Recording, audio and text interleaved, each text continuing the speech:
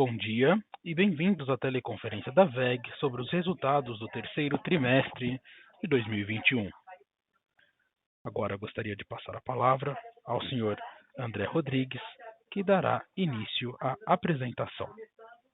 Por favor, senhor André Rodrigues, pode prosseguir. Bom dia a todos, é um prazer estar com vocês mais uma vez para a teleconferência dos resultados da WEG. Vamos começar com os destaques do trimestre, onde a receita operacional líquida cresceu 29,1% em comparação com o terceiro trimestre de 2020. O desempenho positivo em todas as áreas de negócios foi fundamental para esse resultado, reflexo da melhora da atividade industrial e da boa demanda por nossos produtos e serviços nos mercados onde atuamos. No Brasil, observamos a continuidade de boa demanda em todas as áreas de negócios e no mercado externo apresentamos crescimento de receita nos principais mercados de atuação. Outro destaque do trimestre foi o EBITDA, que apresentou crescimento de 22,3%, atingindo 1,1 bilhão de reais. A margem EBITDA encerrou o trimestre em 18,5%, com queda de 1 ponto percentual em relação ao ano passado. Movimento esse já esperado em virtude dos aumentos dos custos de matérias-primas e também devido ao mix de produtos vendidos. Ao longo da apresentação, o André Salgueiro dá mais detalhes sobre esse desempenho. Por fim, tivemos mais um trimestre de evolução do ROIC em relação ao mesmo período do ano anterior, onde veremos no próximo slide, que apresentou o crescimento de 8 pontos percentuais em relação ao terceiro trimestre de 2020, atingindo 31,3%. A consistência desse indicador nos últimos trimestres é reflexo da melhora do nosso desempenho operacional, demonstrado pela combinação de crescimento da receita e margem EBITDA, em conjunto com a boa administração do capital de giro nos últimos 12 meses. Passo agora a palavra para o André Salgueiro continuar. Obrigado, André. Bom dia a todos. No slide 5, apresento a evolução das nossas áreas de negócios nos mercados onde atuamos. Começando com o Brasil, onde a demanda da área de equipamentos eletroeletrônicos industriais mostrou mais um trimestre de evolução. Tivemos crescimento nas vendas de produtos de ciclo curto, como motores elétricos de baixa tensão, redutores e equipamentos seriados de automação, com destaque para os segmentos de máquinas e equipamentos agrícolas e água e saneamento. As vendas de equipamentos de ciclo longo, como motores elétricos de média tensão e painéis de automação, também cresceram, principalmente nos segmentos de óleo e gás, mineração e água e saneamento. Na área de GTD, apresentamos crescimento em todos os nossos negócios, com destaque para a boa demanda de geração solar distribuída, que voltou a acelerar nos últimos meses, e o crescimento das vendas de alternadores e aerogeradores. O negócio de TID apresentou mais um trimestre de evolução, impulsionado pelas entregas de transformadores e subestações para projetos ligados aos leilões de transmissão, em conjunto com as vendas de transformadores de distribuição e transformadores para parques de geração de energias renováveis. Em motores comerciais e appliance, o volume de vendas continuou elevado, com os segmentos de alimentos e bebidas, agronegócio e bens de consumo duráveis contribuindo para o crescimento deste trimestre. Em tintas e vernizes, a demanda também continuou aquecida, com destaque para os segmentos de implementos rodoviários, perfis de alumínio e implementos agrícolas. Já no mercado externo, na área de equipamentos eletroeletrônicos industriais, observamos uma consolidação da aceleração da retomada econômica e industrial. Segmentos relevantes como mineração, óleo e gás e água e saneamento estão entre os que mais demandaram nossos produtos. Equipamentos de ciclo longo apresentaram evolução de vendas, confirmando os sinais de recuperação reportados no trimestre anterior, com melhora no faturamento e também na entrada de pedidos. Em GTD, apresentamos outro trimestre de evolução nos negócios de TID, com projetos relevantes no México, Colômbia e também na África do Sul. Na área de motores comerciais e appliance, observamos crescimento na demanda dos nossos produtos, explicado pela aceleração da recuperação econômica e ganho de participação de mercado nos Estados Unidos e México. Aplicações como bombas e compressores foram os destaques desse trimestre. Por fim, em tintas e vernizes, apresentamos o avanço das vendas nos países da América Latina, através das exportações do Brasil e da fábrica do México, onde iniciamos a nossa operação no final de 2020. O slide 6 mostra a evolução do EBITDA no terceiro trimestre de 2021, onde apresentamos um crescimento de 22,3% em relação ao mesmo período do ano anterior. A margem EBITDA encerrou o trimestre em 18,5%, apresentando uma redução de 1 ponto percentual em relação ao terceiro trimestre de 2020, confirmando as nossas expectativas. Os desafios na cadeia de suprimentos global e o consequente aumento dos custos de matérias-primas, em conjunto com a alteração no mix dos produtos, principalmente em virtude da volta da receita de projetos de geração eólica, resultaram em pequena redução das margens operacionais nesse trimestre. Finalmente, no slide 7, mostramos a evolução dos nossos investimentos. No terceiro trimestre de 2021, os investimentos atingiram 225 milhões, sendo 59% destinados ao Brasil e 41% às unidades do exterior, dando continuidade aos investimentos de nossas fábricas no Brasil, China, Estados Unidos e Índia e confirmando o aumento dos investimentos esperados para o segundo semestre. Com isso, eu finalizo a minha parte e devolvo a palavra ao André. Obrigado, André Salgueiro. E antes de passarmos para a sessão de perguntas e respostas, eu gostaria de falar sobre algumas de nossas últimas realizações e comentar sobre as nossas perspectivas para o restante do ano. Com relação às realizações, eu gostaria de destacar 3 acontecimentos. Nesse trimestre, nós concluímos a construção da nossa 5ª fábrica de transformadores na América do Norte, a 3ª nos Estados Unidos, na cidade de Washington, no Missouri. A fábrica faz parte da nossa estratégia de entrada no mercado de transformadores industriais, bem como aumenta a nossa capacidade para atender os mercados das grandes concessionárias e transformadores para parques de geração de energias renováveis. Anunciamos também a aquisição da Baltô Produtos Elétricos em Itajubá, em Minas Gerais, tradicional fabricante de equipamentos para medição e proteção de sistemas elétricos de baixa, média e alta tensão. Lembramos que esta operação ainda está condicionada à aprovação do CAD. E destacamos as parcerias exclusivas para o fornecimento de estações de recargas para as grandes montadoras no Brasil, como a Renault, Fiat e Peugeot. Por fim, sobre as perspectivas para o restante do ano, a melhora na entrada de pedidos em segmentos importantes, como óleo e gás, mineração e água e saneamento, sinalizando continuidade do crescimento do mercado externo. No Brasil, a boa carteira de pedidos de ciclo longo, especialmente em GTD, deve continuar suportando o nosso crescimento. Por outro lado, a combinação do aumento dos custos das matérias-primas e a mudança do mix dos produtos vendidos, especialmente pelo maior faturamento de projetos eólicos a partir do 4º trimestre de 2021, deve continuar pressionando as margens operacionais. Por fim, os impactos da pandemia na cadeia de suprimentos global ainda preocupam e não sinalizam normalização. Contudo, acreditamos que o nosso modelo de negócio baseado na verticalização nos permite ter maior flexibilidade e disponibilidade de produtos, aproveitando oportunidades de crescimento de receita com ganho de participação de mercado em todas as regiões. Encerro aqui a nossa apresentação. Por favor, operadora, podemos seguir para a sessão de perguntas e respostas.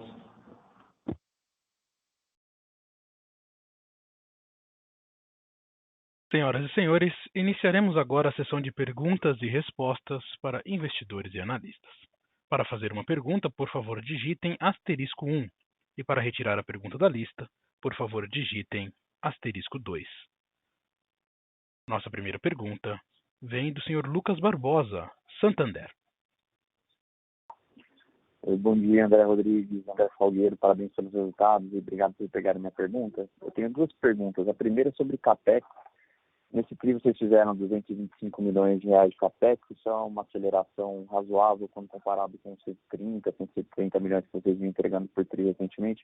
Eu sei que vocês já esperavam ter um pouco desse aumento já para o segundo semestre, mas vocês poderiam comentar um pouco sobre essa dinâmica? Por acaso, seriam investimentos que vocês tiveram atraso na entrega por causa da pandemia e acabaram ficando para o segundo semestre, ou talvez foi câmbio, inflação de commodities afetando o CAPEX?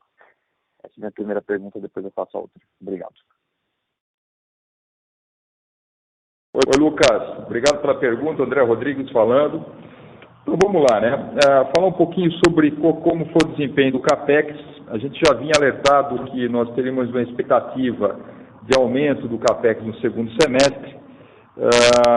No primeiro semestre também nós alertamos que nós tivemos alguns atrasos aí, e que alguns dessas razões dos atrasos continuam no segundo semestre devido aos impactos da pandemia, atraso na entrega de novos equipamentos que foram adquiridos, ou mesmo a construção da fábrica de motor de baixa tensão na Índia, com restrições, deslocamento, lockdown e até quantidade de pessoas na fábrica, trouxe um atraso nesse processo, né? Com isso, lembrando, né, a expectativa de CAPEX para esse ano era algo em torno de R$1 bilhão.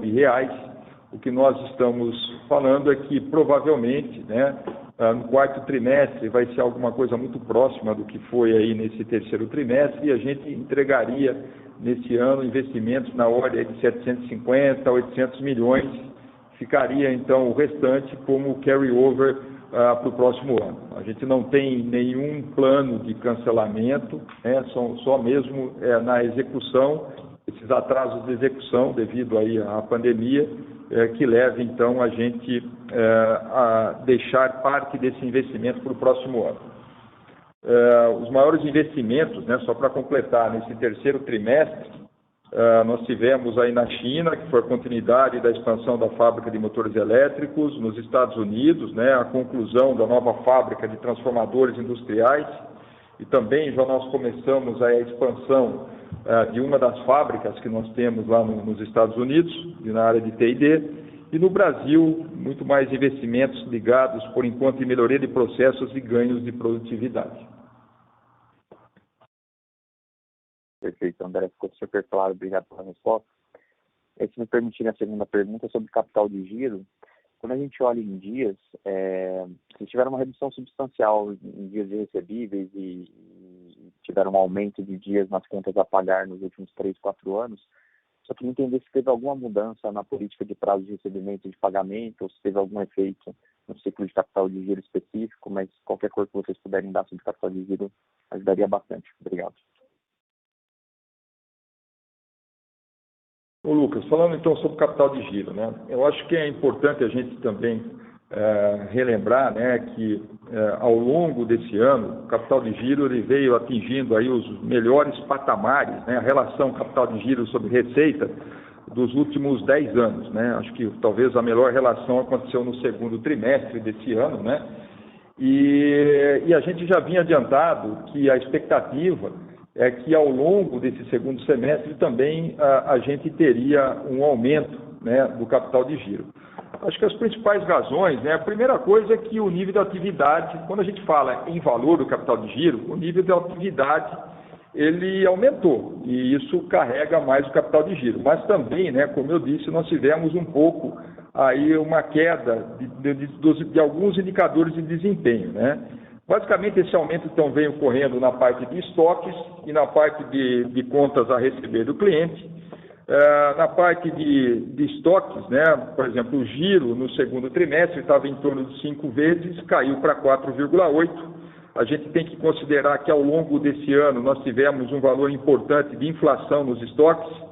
Nós tivemos também a recomposição de alguns estoques, né, que estavam mais baixos comparado aos últimos meses, sobretudo das nossas filiais comerciais, onde a demanda para os nossos produtos no exterior veio mais acentuada e então levou a uma redução, então tem uma recomposição. Nós também tivemos antecipação de compras de alguns componentes, né, e aí para dar um pouco mais de conforto, né, em termos de volume de estoque, sobretudo de matérias-primas, ainda com essa volatilidade da cadeia de suprimentos. E quando a gente fala do prazo médio de recebimento, muito mais ligado a mix de produto, né? Eu posso dar um exemplo, nesse terceiro trimestre nós tivemos um aumento da venda de transformadores de distribuição, que são produtos menores, em alguns casos, esses transformadores que vão na rede em posse, que são produtos até, em alguns casos, seriados, né, que tem um prazo de recebimento maior do que um transformador de potência, um transformador maior de distribuição. Então, foi um pouco mais essa questão de mix de produto no quanto a receber e a questão aí dos estoques, né, que leva à inflação dos estoques, que leva também aí a aumentar o nosso estoque como garantia de algumas matérias-primas importantes e também a questão de recomposição de estoques, sobretudo lá fora. Perfeito, André, super claro. Só me permitir um follow-up em cima desse ponto. Eu sei que no terceiro TRI a gente viu uma piora versus segundo TRI em alguns indicadores, mas se você olhar os últimos 3 anos, teve uma melhora muito boa, né, no capital de giro, no ciclo de capital de giro de vocês. Teve alguma mudança de política especificamente? Ou talvez ao longo do ano passado, com o Covid, vocês foram um pouco mais duros com fornecedores e com clientes? Então, não tem mudança de política não, Lucas, né, um pouco o que eu comentei, né, de alguma degradação, né, mas que a gente já estava esperando em alguns indicadores. Também o aumento de ciclo longo, né, que foi mais concentrado ao longo desses últimos meses, ajuda essa redução do capital de giro, né. Mas, mais uma vez, né, eu gostaria de ressaltar que os valores que foram divulgados, aí, sobretudo no primeiro semestre, foi o melhor dos últimos 10 anos, né. Então, é natural que a gente agora, não estou dizendo que a gente vai voltar no pior momento, mas um pequeno aumento eu acho que é esperado ao longo desse segundo semestre. Perfeito, super claro, André. Obrigado e bom dia para vocês.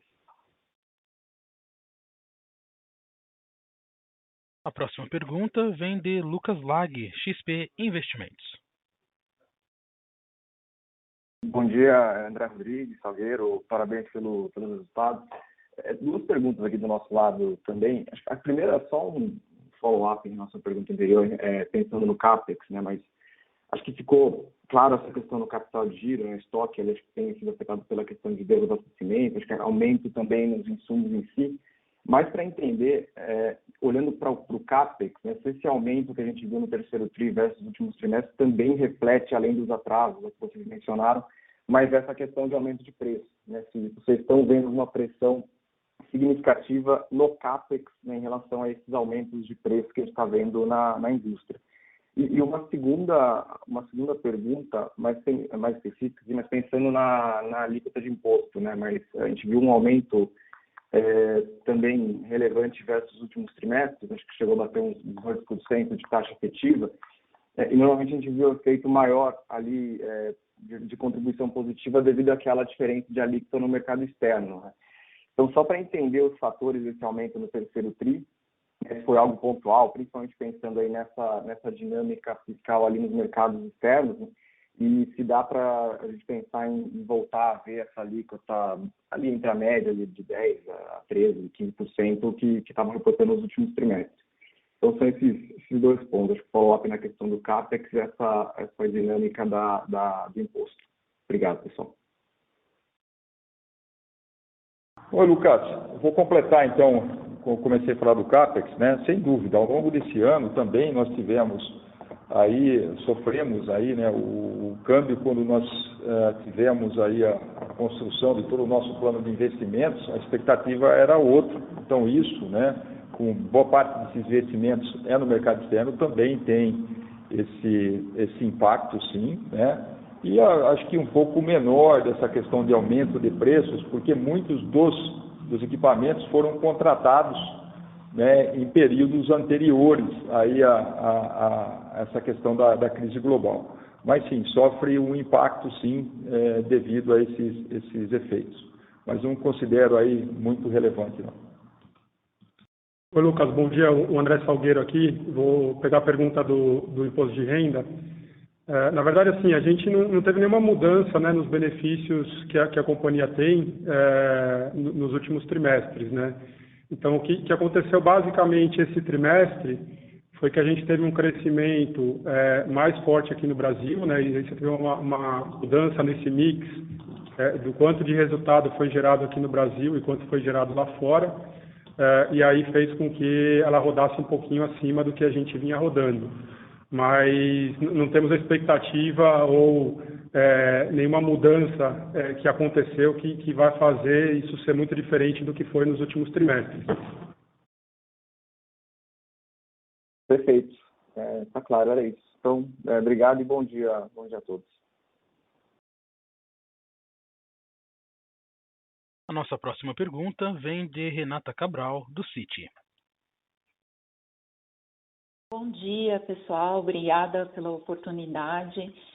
A minha pergunta é sobre a dinâmica no mercado local, né, no Brasil. No trimestre passado também teve uma performance bastante boa, né, um rebound, né, dos efeitos aí um pouco do ano passado, continuou, né, nesse trimestre. A gente viu, né, que os setores puxando, né, máquinas agrícolas, setor de mineração, enfim, oil and gas, são setores que estão indo super bem. Ao mesmo tempo, a gente tem um cenário econômico para 2022, um cenário geral, né, um pouco desafiador para o Brasil. Então, eu queria entender a visão de vocês em relação ao crescimento do mercado local para os próximos trimestres, né, incluindo 2022. Depois eu passo minha próxima pergunta. Obrigada.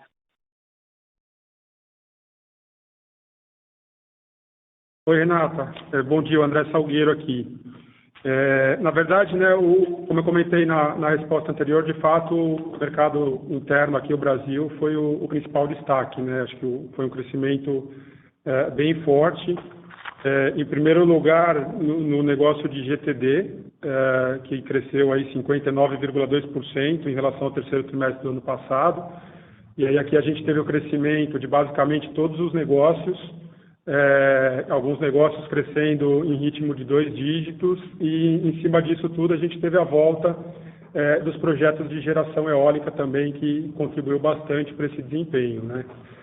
E na parte industrial, como você já comentou, né, uma dinâmica positiva também para ciclo curto, que já vem desde o segundo semestre do ano passado, e agora mais recentemente a gente começou a notar uma melhora na carteira, né, na entrada de pedidos de ciclo longo, principalmente nessas indústrias de óleo e gás, mineração e água e saneamento.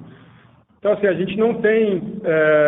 estamos trabalhando agora, né, no exercício de orçamento para o ano que vem, então não temos os números fechados ainda. E a gente tem que separar também os dois negócios, né? A parte de ciclo curto, a gente tem uma visibilidade não muito longa de carteira, então dentro dessa visibilidade a gente pode dizer que está positivo, mas aqui a gente pode ter uma mudança de uma hora para outra, apesar de não ser essa a expectativa. Por outro lado, na parte de ciclo longo, a gente tem uma carteira que veio sendo construída aí ao longo dos últimos meses, que nos dá alguma visibilidade dependendo do tipo de negócio, né? Então, em alguns, como no negócio de equipamentos eletroeletrônicos industriais, a gente consegue ver uma carteira de alguns meses à frente, até o negócio de geração eólica, que a gente consegue ver uma carteira indo até o início agora já de 2023. Então, com base nessa carteira de ciclo longo que a gente tem visibilidade hoje, para essa parte do negócio, eu acho que sim, dá para dizer que a gente tem uma boa perspectiva aí para os próximos trimestres. Mas como a parte de ciclo longo, essa carteira ela é mais curta, a gente não tem essa visibilidade, a gente precisa dessa confirmação de ciclo curto também ao longo dos próximos meses, para a gente ver qual vai ser a dinâmica da receita consolidada no mercado interno. Entendido, não, perfeito, obrigada pela resposta. E a minha segunda pergunta é em relação a até o que vocês já tocaram no assunto sobre a falta de suprimento, né, na cadeia global, e o fato, enfim, de vocês serem bastante verticalizados, acho que inclusive deve ajudar. Mas eu queria entender como vocês estão vendo essa dinâmica, porque acho que ajuda vocês, por um lado, mas talvez não seja tão... pode bater no consumidor, né? Nas pessoas que fazem os projetos, né? Como vocês têm bastante fábricas locais, assim, fora do Brasil, aí eu queria entender como que isso impacta tanto a falta de suprimentos como a que a gente viu recentemente também, gargalos em frete e essas crises aí que esperamos seja de curto prazo.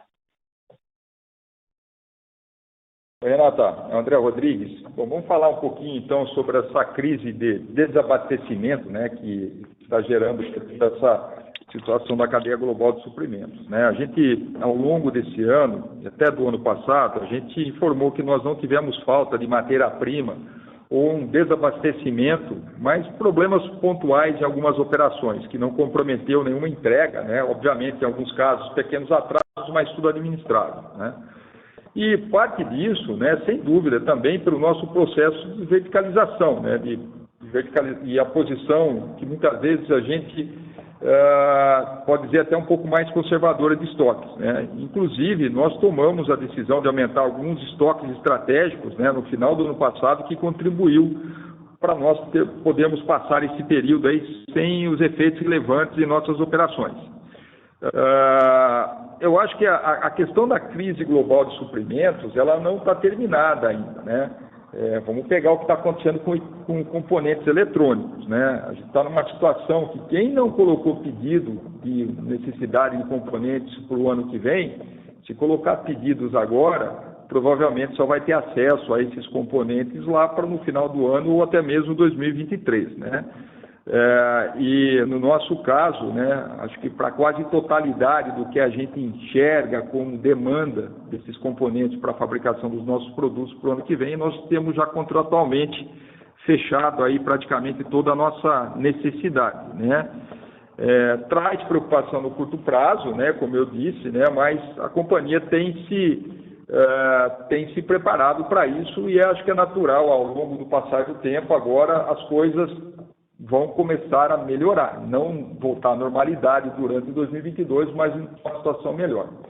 Agora, né, sem dúvida, o fato da gente ser verticalizado, buscar verticalização, ter essa mobilidade, disponibilidade de muitas vezes produzir aqui, mandar para o México, ou do México mandar para a China e tudo mais, nos protege bastante, né? O que aconteceu no início da pandemia, sobretudo na Europa, que muitos dos concorrentes que não tinham esse nível de verticalização, que dependiam aí de outros fabricantes de componentes, tiveram que, em algum momento, parar suas produções por falta de muitos componentes. Não foi o que aconteceu com a VEG, né?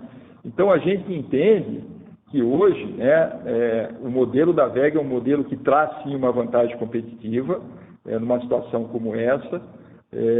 E eu sempre falei que uma das razões do sucesso da VEG também é ter uma estratégia industrial muito sólida e muito bem desenvolvida aí em outras, não só no Brasil, mas em outras regiões.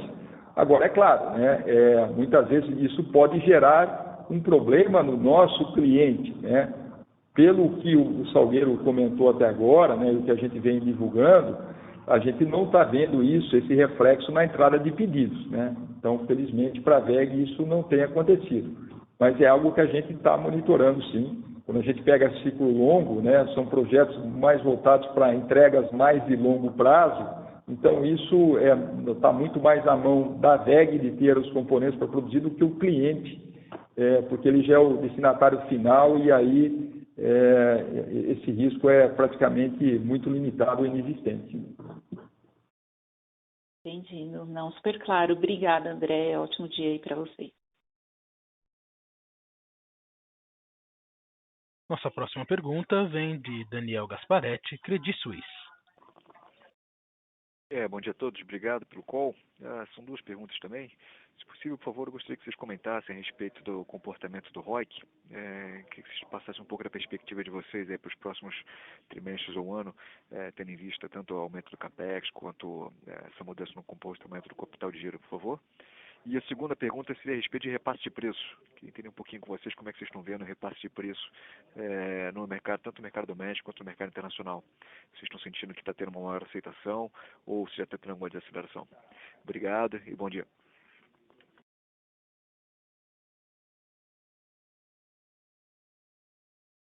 Oi, Daniel. Bom dia, o André Salgueiro aqui. Com relação ao ROIC, né, o que a gente vem comentando aí nos últimos trimestres é que a gente teve um crescimento desse indicador aí ao longo dos últimos anos, eu diria até, né, olhando num horizonte mais longo. E mais recentemente, né, olhando do começo do ano passado para cá, ele até acelerou um pouco esse crescimento, né? E aí a gente teve um crescimento muito forte do ponto de vista de resultados da companhia. A gente teve uma melhora muito boa do capital de giro, como o André comentou aqui, né, na primeira resposta. E a gente teve também o efeito do câmbio, que a desvalorização do real acabou ajudando a gente a ter essa melhora desse indicador aí mais recentemente. Então, acho que desde do trimestre passado, até do trimestre anterior, a gente já vinha comentando que era possível a gente ver alguma acomodação do ROIC, né? E aí por alguns fatores, né? Então, o primeiro é um que você já comentou, que é a parte de investimento, que deu uma acelerada agora já no terceiro trimestre, a expectativa é continuar nesse nível também, daqui para frente. A gente tem a questão do capital de giro e depois tem outras questões, eventualmente o câmbio, alguma outra coisa que pode também interferir. A gente sempre fala que a gente não dá um guidance oficial, né, de ROIC, de nenhum outro indicador, mas que a gente vai trabalhar aqui para entregar um ROIC sempre saudável e acima da média dos nossos peers, digamos assim. Então, essa a nossa ideia, e esses são os fatores aí que podem impactar o ROIC daqui para frente. E, Daniel, com relação aos aumentos de preço, né, a gente também vem falando disso, né, que aí para minimizar todos esses impactos desses aumentos de matéria-primas, né, nós fizemos alguns movimentos de recomposição dos preços e sempre que possível em todos os mercados onde nós atuamos, né, como por exemplo no mercado externo, onde nós já realizamos ajustes de preço nesse ano de forma a compensar o aumento do custo das nossas principais matérias-primas. Mas lembro também, né, que esses ajustes ocorrem especialmente em produtos de ciclo curto, com os motores de baixa tensão, equipamentos seriados de automação e tintas, né, e pode variar muito entre as diversas linhas de produtos. E uma coisa importante também, né, é que existe algumas vezes uma defasagem, né, entre o aumento da matéria-prima e essa recomposição de preço. A questão dos aumentos de preço na cadeia global de suprimento industrial pegou todo mundo, né? É um movimento também que isso tem levado a WEG, os nossos fornecedores, clientes e até concorrentes também seguir essa mesma tendência. Obrigado e um bom dia. Nossa próxima pergunta vem de Vitor Mizusaki, Bradesco BBI. Oi, bom dia, parabéns pelos resultados. Eu tenho duas perguntas.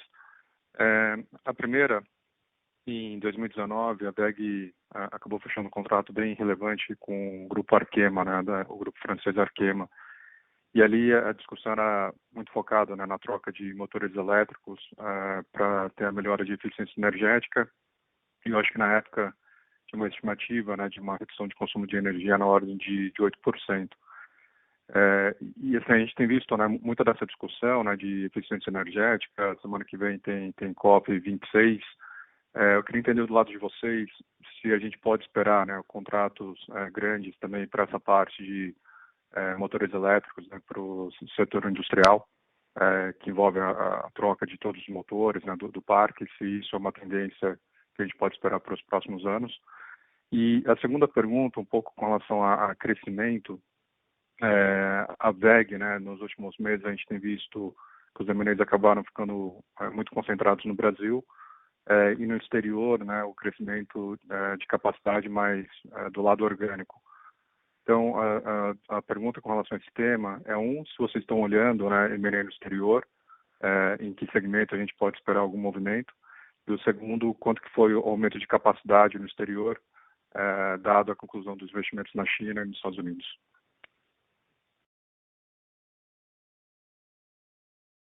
Vitor, vamos lá, né? Vamos falar então sobre toda essa tendência, né? E uma coisa que a WEG vem trabalhando bastante sobre a eficiência dos motores elétricos, né? É uma das frentes, vertentes que a gente considera de trazer boas oportunidades de investimento, porque cada vez mais, né, os nossos clientes vão querer produtos que gastam menos energia elétrica, com maior eficiência, e a companhia, ao longo do tempo, vem investindo bastante, né, dispêndios aí de pesquisa e desenvolvimento e inovação, para a gente cada vez mais oferecer uma melhor solução para os nossos clientes, né? Lembrando que em 2010, a primeira companhia no mundo que apresentou um motor IE4 na época, né, que era o máximo nível de eficiência, foi a WEG, né? Então, uma companhia que está muito preparada para isso. A gente entende sim que é uma tendência, cada vez mais existe essa demanda por esses produtos e a WEG vem investindo, né? Teve, como bem lembrou, o contrato com a Arkema no passado e tem várias empresas também que a gente está fazendo essa mesma abordagem, né? A gente entende, então, que essa é cada vez mais vai ser uma demanda das indústrias, né? E, sobretudo, em momentos aí onde você precisa reduzir energia com potenciais crises de abastecimento, é muito importante você ter um parque atualizado com motores de baixo consumo de eletricidade. Então, sim, a companhia está buscando esse caminho, né? E aí toda a estratégia de renováveis que também leva, né, a WEG a ter um bom posicionamento e continuar crescendo nessas soluções para os nossos clientes. Oi, Vitor, bom dia, é o Salgueiro aqui. Com relação à segunda pergunta, do ponto de vista de crescimento, né, eu acho que a gente, principalmente no mercado externo, né, que foi o foco que você trouxe, acho que a gente trouxe algumas informações bem interessantes no WEG Day do ano passado, né, quando a gente mostrou ali as 3 principais regiões que a companhia tem presença no mercado externo, né, América do Norte, Europa e Ásia Pacífico, e mostrando ali um pouco o tamanho do mercado e o nosso market share, né, dos principais produtos e regiões que a gente atua. Então, ali basicamente traz a mensagem de que a gente ainda tem bastante espaço e oportunidade do ponto de vista de crescimento por ganho de espaço, né, por ganho de mercado no mercado externo. Então, é esse o nosso principal objetivo, e aí os investimentos, eles vêm sempre com essa visão mais de longo prazo, né, desse crescimento contínuo e sustentável, e aí os investimentos, eles vão depender de negócio para negócio, né? Então, a gente tem alguns exemplos recentes, tanto de M&A quanto de investimentos, que você comentou. Por exemplo, no negócio de transformadores lá nos Estados Unidos, a gente fez a aquisição da WTU, e agora decidimos fazer uma expansão do negócio em torno de 25% a 30% da capacidade com uma fábrica nova, nossa terceira fábrica lá nos Estados Unidos.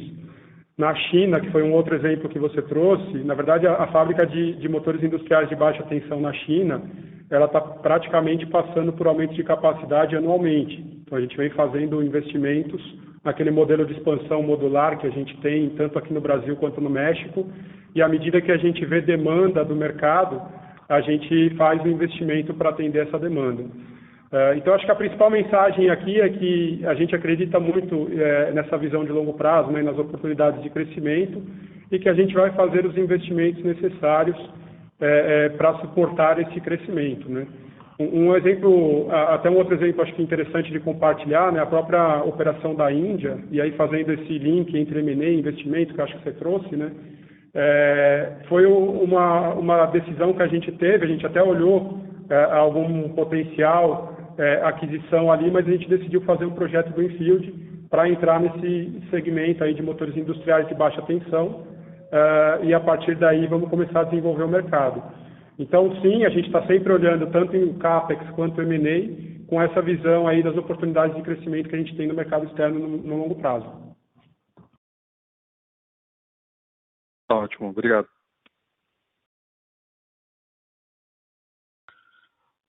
Nossa próxima pergunta vem de Marcelo Mota, Banco JP Morgan. Oi, bom dia a todos. 2 perguntas. A primeira, se vocês pudessem comentar um pouco sobre o outlook de margem, né? Enfim, acho que vocês têm falado em diversos calls aí que ela vai migrar para o mesmo patamar que a gente viu no ano passado, né? Então, pensando em margem EBITDA, seria alguma coisa ali perto de 19 a 18,5, né? Entretanto, quando a gente olha a margem dos 9 meses de 2021, né, fica ainda uma queda para o 4º trimestre em termos de margem para se chegar aí nesse patamar parecido com 2020, né? Então, entender se aqui, enfim, quando a gente pensa que essa margem ainda pode sofrer uma contração adicional no 4º trimestre, é muito pelo mix de produto, enfim, né, a turbina eólica, a aerogeradora acaba tendo, né, um impacto um pouco mais negativo na margem, mas é positivo para a receita, pelo tamanho dos projetos, ou se ainda tem alguma coisa de custo de matéria-prima, toda essa questão de supply chain aí que foi discutido ao longo do call. Essa é a primeira pergunta. E a segunda é rápida, enfim, sobre a questão de M&A, enfim, vocês vieram fazendo, né, indústria 4.0, tiveram algumas coisas de expansão de capacidade, aí, como a gente viu em Itajubá, então entender um pouco o que vocês estão pensando em M&A aí, se ainda deveria ser um vetor, de repente, para a parte de mobility, que vocês têm olhado em termos mais oportunísticos aí. Obrigado. Oi, Mota, muito obrigado pelas perguntas, né? Bom, vamos falar um pouquinho das margens, sobre o comportamento das margens, né? Acho que foi aí a grande preocupação de todos, aí a principal pergunta de todos os nossos encontros, né? Nesse trimestre, como a gente já vinha antecipando, né, as margens da companhia, tanto a margem bruta como a margem EBITDA, foram impactadas principalmente pelo aumento dos custos das matérias-primas e também o mix dos produtos, né? Bom, é notório aí que toda a cadeia global de suprimentos vem sendo bastante impactada nesses últimos trimestres, né? A gente já havia comentado, então, que a gente está observando aumento nos custos das matérias-primas ao longo desses últimos trimestres também. Primeiramente, ainda no ano passado, nós sentimos esse aumento no Brasil, especialmente nas matérias-primas indexadas ao câmbio, e posteriormente veio para o mercado externo, né? Onde nós observamos, então, os aumentos de preço, especialmente nas mais relevantes para nós, como a chapa de aço e o cobre. E também uma coisa importante, como a gente sempre comenta, né, é o assunto de custo pode causar uma defasagem temporária no resultado de curto prazo. Uma coisa também relevante, a gente sempre lembrar que a estrutura de custo de materiais é muito parecida para todos os nossos concorrentes também, né? Que como os principais itens de commodities globais também eles acabam sofrendo esses impactos, né? E mix do produto, né? Além dessa conjuntura global, nós também temos a alteração do nosso mix. E a gente vem falando, né, que agora o negócio eólico, a partir do terceiro trimestre, ganhou mais relevância. Então, é um negócio onde a margem é menor que as margens médias da companhia, e isso vem impactar também a margem, veio já impactando a margem nesse terceiro trimestre.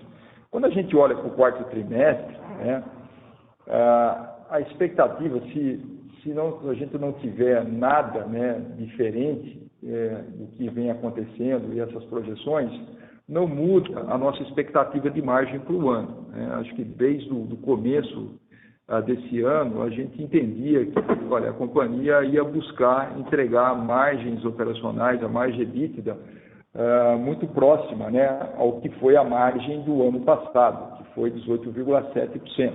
Obviamente, né, excluindo o efeito, né, não recorrente do ICMS, da exclusão do ICMS na base de cálculo do PIS e COFINS. Então, com a visibilidade que nós temos hoje, Marcelo, a gente não vê nada diferente, a gente vai estar focando aí em buscar algo que vai estar ao redor a margem do ano passado. Então, obviamente, não vai ser uma margem de quarto trimestre similar ao que a gente apresentou no primeiro semestre. E a questão do M&A, né, a companhia não mudou o posicionamento, né? A gente sempre busca, então, oportunidades que possam trazer acesso ao mercado, nós não temos, ou aí uma nova tecnologia, né? O que aconteceu nos últimos trimestres, né, ou a partir de 2020, foi que a pandemia acabou atrapalhando esse processo, né? Então, buscar oportunidades no mercado externo, numa situação que você não consegue, em alguns países ainda, entrar para fazer um processo exaustivo de due diligência, ou muito mais do que isso, né? Garantir um processo de integração muito bem conduzido, que é muito importante para a gente desdobrar a nossa cultura, acaba inviabilizando, nesse momento, né, buscar oportunidades lá fora. Mas a companhia nunca parou de buscar essas oportunidades e não existe, claro, não existe áreas preferenciais. Cada negócio tem a sua estratégia, e se eventualmente o negócio da automação, que não sendo aí focado em mobilidade elétrica, mas que traga oportunidades de crescer em alguns segmentos de automação onde a gente tem uma exposição que não seja tão relevante como a gente tem no Brasil, é claro que a gente vai buscar, né? Como nós buscamos nos últimos anos as oportunidades de crescimento em T&D, que estava ligado ao planejamento estratégico da WEG Transmissão e Distribuição, e assim por diante, né? Então, a mensagem todas as áreas de negócio têm o seu planejamento estratégico, sabem os objetivos de crescimento, e esses objetivos de crescimento podem sim vir através de crescimento orgânico ou crescimento inorgânico através das aquisições. Perfeito. Muito obrigado. Bom dia. Nossa próxima pergunta vem de Rogério Araújo, UBS. Olá, bom dia, André Salgueiro. Parabéns aí pelos resultados. Eu tenho duas aqui da minha parte. A primeira, vocês mencionam na primeira página do release que teve uma entrada de pedido de longo ciclo lá fora, né? Vocês falam que contribui para a construção da carteira de pedidos para os próximos trimestres. Vocês podem dar um pouquinho mais de cor sobre isso? Se a expectativa é que a VEG continue acelerando, né, a receita tri a tri, assim como a gente tem visto nos últimos trimestres. Essa é a primeira. Depois eu vou para a segunda. Obrigado. Oi, Rogério, bom dia. É o Salgueiro aqui. Na verdade, ali a menção no release está muito ligada à questão da carteira de ciclo longo, né? Então, sim, para essa parte do negócio, né, principalmente na parte industrial, a gente tem visto globalmente indústrias importantes como óleo e gás, mineração, água e saneamento e algumas outras.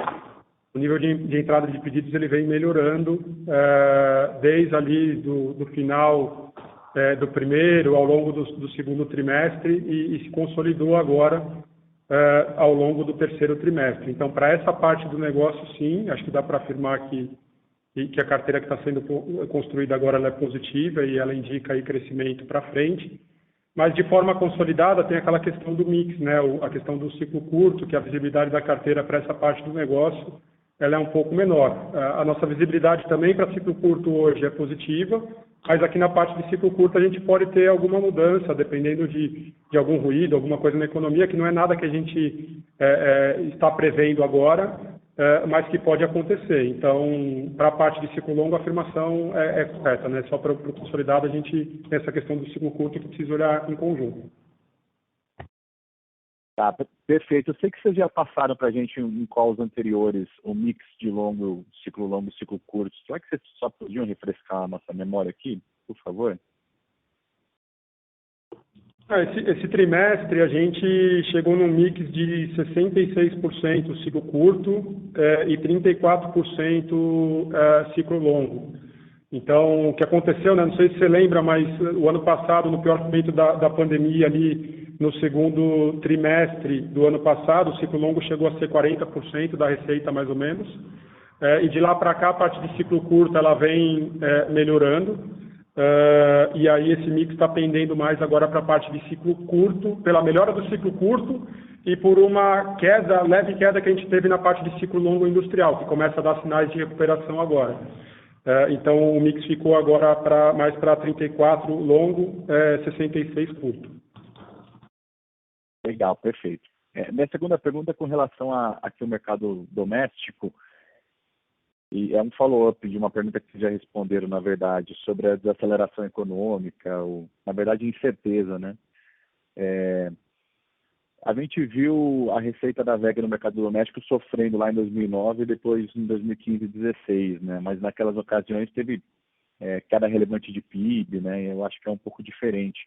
O que eu queria ouvir de vocês, na verdade, é como é que a situação de agora de incerteza se compara lá atrás, né? E o que a gente tem que acompanhar, né, para talvez ser o trigger de que esse é o momento em que as companhias postergam o investimento, né, de que a carteira de ciclo longo para de entrar pedido. Então, vocês podem comparar um pouco aqueles períodos com este agora, e o que a gente tem que acompanhar aqui para talvez ser uma proxy, né, de parada de entrada de pedidos e tal? Obrigado. Oi, Rogério, André Rodrigues. Eu vou pegar essa daqui. O Salgueiro nem estava na companhia nessa época aí, então deixar para ele, eu vou judiar muito dele, mas vamos lá, pessoal. O que aconteceu, a diferença de 2016, né, com a situação agora? 2016, acho que a gente experimentou uma situação muito atípica, né, onde a gente começou o ano com uma expectativa, assim, que seria um ano um pouco mais difícil. A gente teve um bom crescimento em 2015, que foi, se não me engano, 25,4% de receita, então foi muito bom, e a gente falou, olha, ainda bem que a gente cresceu um pouco mais, porque 2016 vai ser um ano difícil, só que a gente não esperava que fosse tão difícil, onde naquele ano a a receita da WEG decresceu 4%, né? Algo muito raro de acontecer na história da companhia. E lá aconteceu um momento onde uma das vantagens da WEG, né, é o fato da gente estar exposto a vários segmentos, a vários setores da economia e, obviamente, é muito difícil você ter todo mundo para cima, você tem os picos e vales e a gente vai modulando e encontrando oportunidades de crescimento. E naquele momento a gente experimentou uma situação onde praticamente todos os setores foram para baixo, né? Então nós tivemos uma retração no Brasil, no mercado, aí, na questão do ciclo curto. E também, naquele momento, a gente não tinha uma carteira de ciclo longo tão, digamos, que garantisse um bom desempenho que pudesse amortizar um pouco mais esse impacto que aconteceu com a queda do ciclo curto em 2016. A gente está quase na porta de 2022 e aí sim, a gente já tem hoje construído uma carteira de ciclo longo diferente, né, do que nós tínhamos no passado. A gente vem comentando aí a questão da história de T&D, né? Mesmo no Brasil, fizemos a aquisição da fábrica de Betim, já estamos operando em plena capacidade também nessa fábrica, reflexo dessa carteira de entregas no futuro.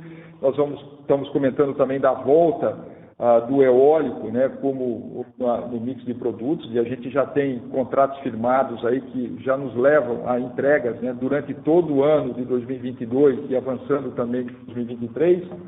A gente precisa lembrar também que naquela época a gente não tinha, por exemplo, o negócio de solar, que vem crescendo bastante, e a expectativa sim é que continuar sendo um negócio que vai trazer oportunidade para a WEG, dado aí o potencial que o Brasil tem, né, de radiação solar. Então, nós temos hoje, né, uma combinação de melhor carteira de produtos de ciclo longo e entrada e exposição em novos negócios que nos coloca numa situação diferente do que aquela enfrentada em 2016.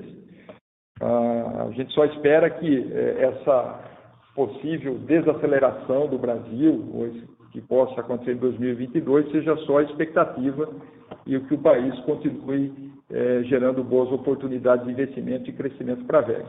A WEG vem se preparando para isso e por isso que a gente, acho que é muito cedo ainda para a gente aí imaginar uma situação pessimista para 2022. Claríssimo. Legal, muito obrigado, Salgueiro André. Nossa próxima pergunta vem de Igor Araújo, Genial Investimentos. Fala pessoal, primeiro bom dia aí, parabéns pelos resultados. E as minhas perguntas, na verdade, elas são meio que para complementar o que o pessoal já falou aí, tá? Em questão a produção de máquinas eólicas, queria saber quanto que vocês têm de capacidade hoje e qual que deve ser a estimativa para o final de 23 aí, ou para começo de 23, você falaram que já tem alguns pedidos no pipeline. E a outra é na questão do M&A, que o pessoal comentou, a gente viu que vocês lançaram recentemente aí e ampliaram os produtos voltados para casas inteligentes, né? Eu queria saber se vocês estudam ou têm a possibilidade de fazer alguma aquisição dentro do mercado interno nesse segmento. Obrigado.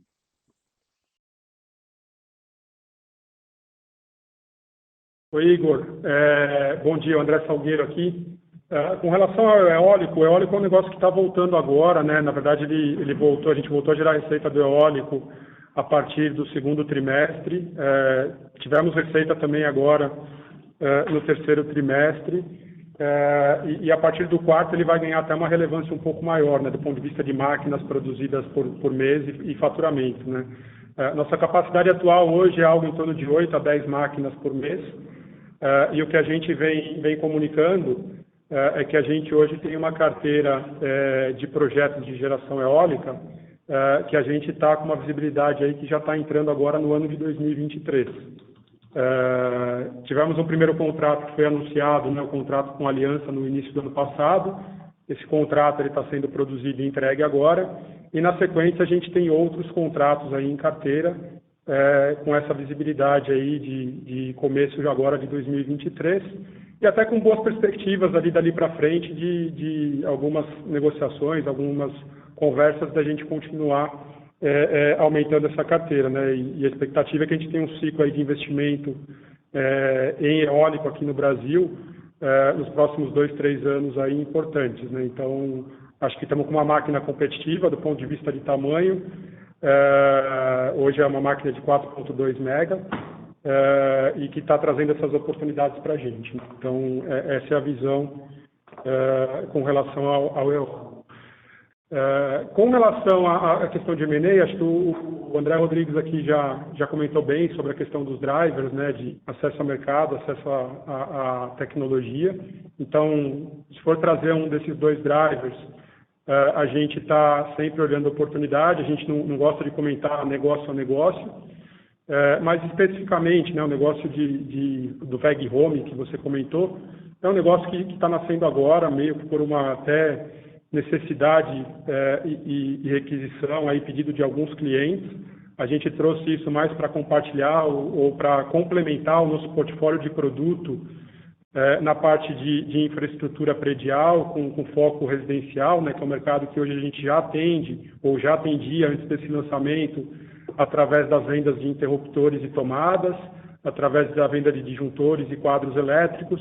E agora a gente traz esse portfólio também de equipamentos aí como câmeras, sensores de movimento e sensores de abertura e fechamento de cortinas e outras aplicações para completar esse portfólio. Então é um desenvolvimento interno, é um negócio que nasce pequeno e vem para complementar aí o nosso portfólio para essa frente aqui de produtos para infraestrutura predial com foco residencial. Perfeito, obrigado, Salgueiro.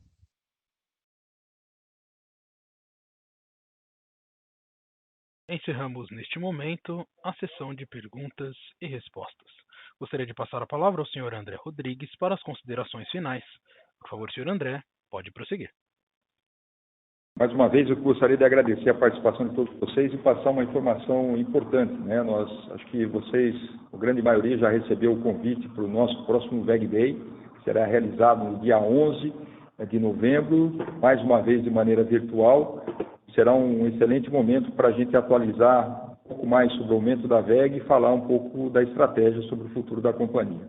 Será um prazer encontrá-los, então, no próximo VEG Day. Muito obrigado e até breve. A teleconferência da VEG está encerrada. Agradecemos a participação de todos e tenham um bom dia.